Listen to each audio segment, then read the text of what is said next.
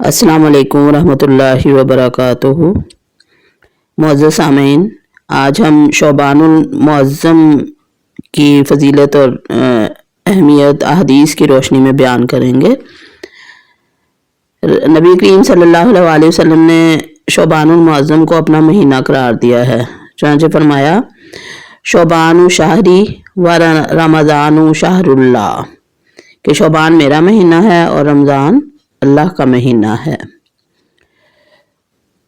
शोबानुल मुअज़्ज़म कमरी साल का 8वां महीना है और ये बाबरकत महीनों में से है।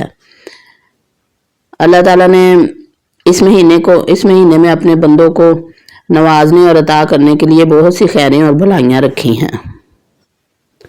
यही वजह है कि हर दौर में इस्लाफ इस महीने की कदरदानी करते चले आ रहे हैं। चुनांचे हज़रत अनस रज़ियल्लाहु ताला अन्हु से मनकूल है कि सहाबा कराम रिज़वान अल्लाह ताला अलैहिम अजमईन शोबान का चांद देखने के बाद कुरान करीम की तिलावत में लग जाते, अपने मालों को की ज़कात निकालते ताकि कमज़ोर और मस्कीन लोग रमज़ानुल मुबारक में रोज़ा रखने पर कादिर हो सके।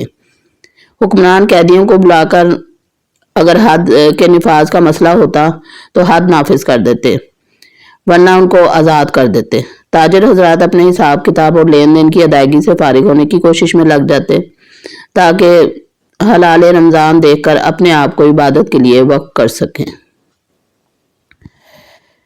इस महीने की बेशुमार फजीलतें हैं। ये शोबान का महीना बाबरकत महीना है। इसके बाबरकत होने के लिए नबी करीम सल्लल्लाहु अलैहि वसल्लम की वो दुआ ही काफ़ी है जिसमें आप सल्लल्लाहु अलैहि वसल्लम ने अल्लाह तबारक व तआला से इस महीने में बरकत की दुआ मांगी है।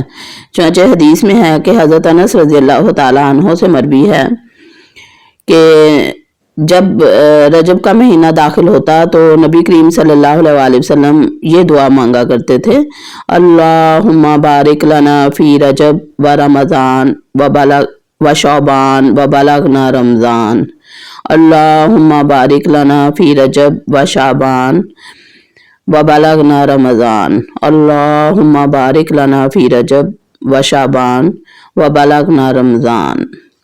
ए अल्लाह, रजब और शौबान के महीने में हमें बरकत अता फरमा और हमें बखैर व आफियत रमज़ानुल मुबारक तक पहुँचा दीजिए। शाबुल ईमान 3534। ये महीना गुनाहों से पाक होने का महीना है। इरशाद नबी है सल्लल्लाहु अलैहि वसल्लम, रमज़ान का महीना अल्लाह ताला का और शौबान का महीना मेरा महीना है। शौबान का महीना पाक करने वाला और रमज़ान का महीना गुनाहों को मिटाने वाला है। शौबान के महीने में रोज़ादार के लिए खैर कसीर है। हज़रत अनस रज़ियल्लाहु ताला अन्हु फरमाते हैं, शौबान को शाबान इसलिए कहा जाता है कि इसमें रोज़ा रखने के लिए बहुत सी खैरें और भलाइयाँ शाखों की तरह फूटती हैं, यहाँ तक कि वो जन्नत में जा पहुँचता है।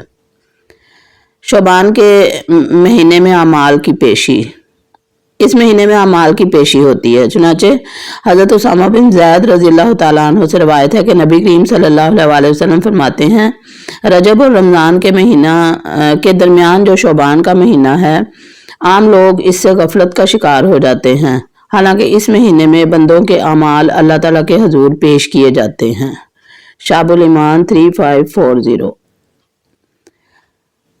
इस महीने के मुतालिक दो तरह के काम हैं। नंबर 1 काबिल अमल यानी करने के काम, और नंबर 2 काबिल तर्क यानी छोड़ने वाले काम। वो काम जिनको इख्तियार करने की तालीम दी गई है और वो सुन्नत से साबित है, ऐसे काम दर्ज झैल हैं। पहला काम, शौबान के महीने का चांद देखने का एहतमाम। इस्लामी महीनों की हिफाजत, उनकी सही तारीखों का याद रखना फ़र्ज़ किफ़ाया है, क्योंकि इन पर बहुत से शरई अहकाम मौकूफ़ होते हैं। चुनांचे हज का सही तारीखों में अदा करना, रमज़ानुल मुबारक के रोज़ों और ज़कात की अदायगी और इसके अलावा कई शरई अमूर कमरी तारीखों पर मौकूफ़ हैं। लिहाजा मुसलमानों को कमरी महीनों को याद रखना चाहिए और चांद देखने का एहतमाम करना चाहिए। और शौबान के बाद क्योंकि रमज़ानुल मुबारक का अजीम महीना आ रहा होता है, इसलिए हलाल शौबान को और भी ज़्यादा एहतमाम और शौक़ से देखने का एहतमाम करना चाहिए। یہی وجہ ہے کہ نبی کریم صلی اللہ علیہ وسلم بھی شعبان کا چاند بڑے اہتمام سے دیکھا کرتے تھے۔ چنانچہ روایت میں آتا ہے کہ حضرت عائشہ صدیقہ رضی اللہ تعالیٰ عنہ فرماتی ہیں کہ نبی کریم صلی اللہ علیہ وسلم ہلال شعبان کی جتنی حفاظت کرتے تھے اتنی کسی اور مہینے کی نہیں کرتے تھے۔ دوسرا کرنے کا کام یہ ہے کہ شعبان کے مہینے میں برکت کی دعا کرنی چاہیے۔ حضرت انس رضی اللہ تعالیٰ عنہ سے مروی ہے کہ جب رجب کا مہینہ داخل ہوتا تو نبی کریم صلی اللہ علیہ وسلم یہ دعا پڑھا کرتے تھے، اللہم بارک لنا فی رجب و شعبان و بلغنا رمضان۔ اے اللہ، رجب اور شعبان کے مہینے میں ہمیں برکت عطا فرما اور ہمیں بخیر و عافیت رمضان المبارک تک پہنچا دیجیے۔ تیسرا کرنے کا کام یہ ہے کہ شعبان کے مہینے میں روزوں کی کثرت کرنی چاہیے۔ حضرت عائشہ رضی اللہ تعالیٰ عنہ فرماتی ہیں کہ نبی کریم صلی اللہ علیہ وسلم کو روزہ رکھنے کے لیے تمام مہینوں میں سے شعبان کا مہینہ سب سے زیادہ محبوب تھا۔ آپ صلی اللہ علیہ وسلم یہ چاہتے تھے کہ روزہ رکھتے رکھتے اسے رمضان کے ساتھ ملا دیں۔ حضرت عائشہ صدیقہ رضی اللہ تعالیٰ عنہ فرماتی ہیں کہ میں نے نبی کریم صلی اللہ علیہ وسلم کو شعبان سے زیادہ کسی مہینے میں روزے رکھتے نہیں دیکھا۔ صحیح مسلم 1156 اور صحیح بخاری 1969۔ حضرت عائشہ صدیقہ رضی اللہ تعالیٰ عنہ فرماتی ہیں کہ نبی کریم صلی اللہ علیہ وسلم سوائے چند قلیل ایام کے شعبان کے اکثر دنوں میں روزے رکھتے تھے۔ کانا یصوم شعبان الا قلیلا، صحیح مسلم 1156۔ حضرت عائشہ صدیقہ رضی اللہ تعالیٰ عنہ فرماتی ہیں کہ نبی کریم صلی اللہ علیہ وسلم سال کے کسی مہینے میں شعبان سے زیادہ روزے نہیں رکھتے تھے۔ صحیح مسلم 1156۔ حضرت انس رضی اللہ تعالیٰ عنہ فرماتے ہیں کہ نبی کریم صلی اللہ علیہ وسلم سے دریافت کیا گیا کہ رمضان المبارک کے بعد کون سا روزہ افضل ہے؟ آپ صلی اللہ علیہ وسلم نے ارشاد فرمایا کہ وہ روزہ جو رمضان کی تعظیم میں شعبان کے مہینے میں رکھا جائے۔ ترمذی 663۔ ایک حدیث میں رمضان کے بعد محرم کے روزے کو سب سے افضل کہا گیا ہے۔ ترمذی 438۔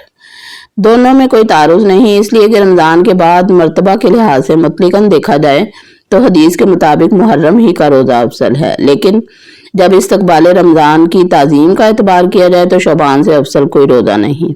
اور رمضان کی تعظیم کا مطلب یہ ہے کہ رمضان کے آنے سے قبل ہی روزہ رکھ کر نفس کو بھوک پیاس برداشت کرنے کا عادی بنایا جائے، تاکہ اچانک سے ماہ رمضان شروع ہونے سے طبیعت پر بوجھ نہ ہو اور کوئی بات خلاف ادب سرزد نہ ہو جائے۔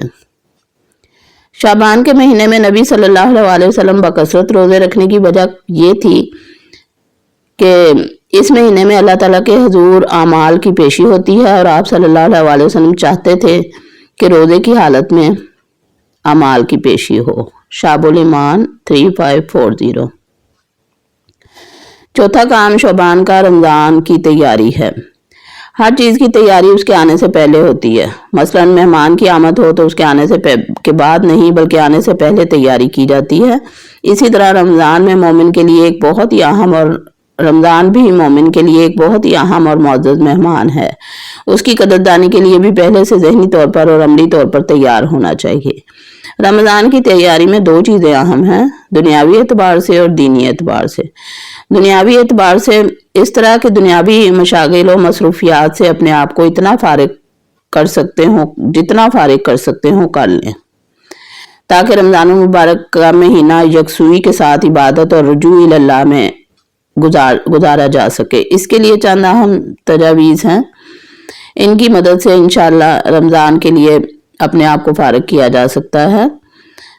پہلے یہ کہ عید کی تمام شاپنگ شعبان المعظم میں ہی کر کے فارغ ہو جائیں، کیونکہ رمضان المبارک کی بابرکت ساعتوں کو شاپنگ مال اور مارکیٹس کی نظر کرنا، بالخصوص جبکہ اس کی وجہ سے روزہ نمازیں اور تراویح کی نماز متاثر ہوتی ہو، یہ رمضان کی ناقدری ہے جس میں عوام و خاص بہت سے لوگ مبتلا نظر آتے ہیں۔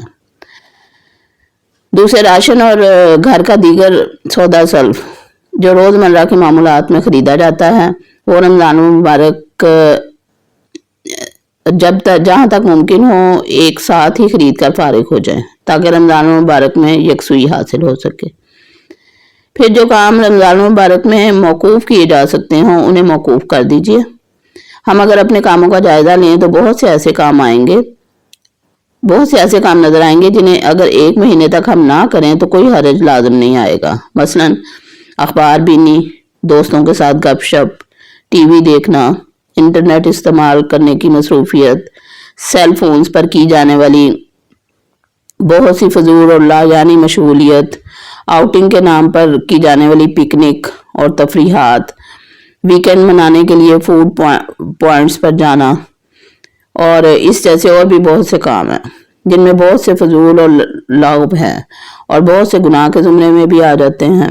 ان سب سے اعتراض کرنا ضروری ہے اور رمضان المبارک میں ایسے کاموں سے اجتناب کرنا اور بھی زیادہ ضروری ہے۔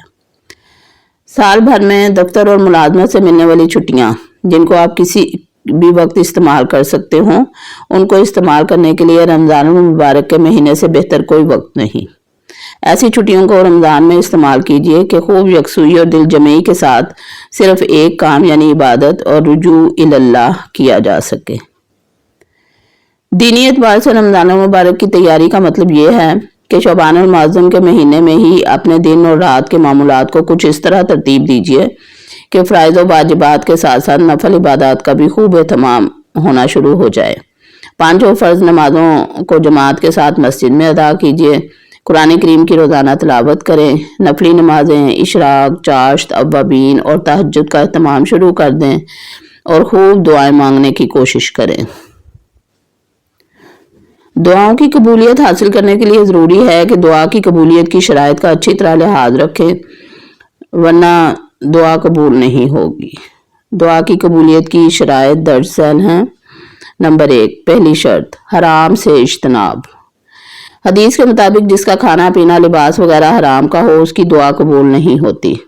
چنانچہ حضرت ابو ہریرہ رضی اللہ تعالیٰ عنہ فرماتے ہیں کہ نبی کریم صلی اللہ علیہ وسلم نے ایک شخص کا تذکرہ کیا جو طویل سفر کرتا ہے اور اس کی وجہ سے وہ پراگندہ اور غبار آلود ہو جاتا ہے اور اس پر پراگندگی کی حالت میں اپنے ہاتھ اللہ تعالیٰ کے سامنے پھیلا کر کہتا ہے، اے میرے پروردگار، اے میرے پروردگار، حالانکہ اس کا کھانا پینا، اس کا لباس سب حرام ہے اور اس کی پرورش حرام مال سے کی گئی ہو تو اس کی دعا کیسے قبول ہو سکتی ہے؟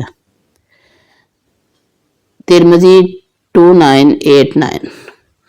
دوسری شرط ہے توجہ سے دعا کرنا، یعنی دل کی توجہ سے اللہ تعالیٰ سے دعا کرنا۔